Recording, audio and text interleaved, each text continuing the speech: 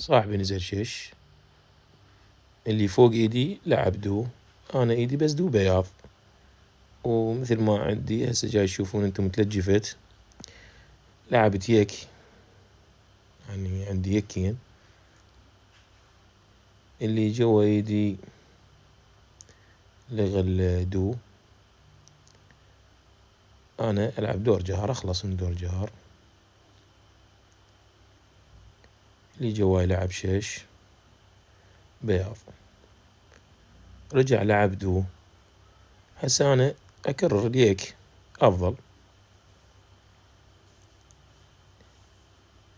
بنج،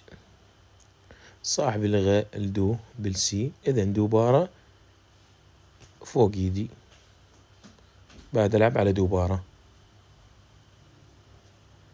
اخلص دوسية، رجع بنج، صاح دبش، سانا بيدي صايين، انتظر اشوف ايش راح يلعب من اللعبة.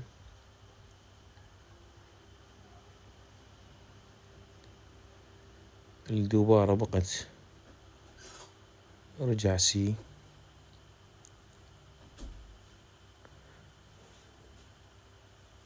بقى البنج بالبياض،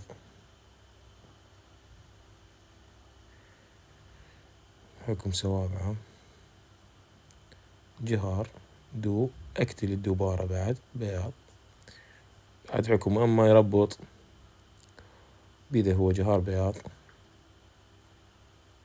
او يفر بياضين، هنا صفن،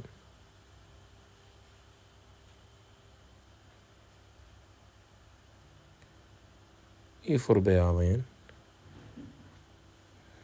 هي لعبة مو صحيحة البياضين، هو اقل صاي.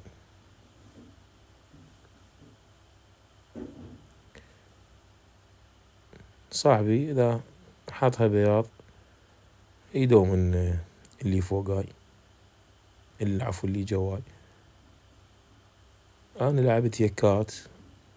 بقى سي باليك، اما عندي او سي سابع، هو ينطيني السي، المفروض هو يلعب بياض سي،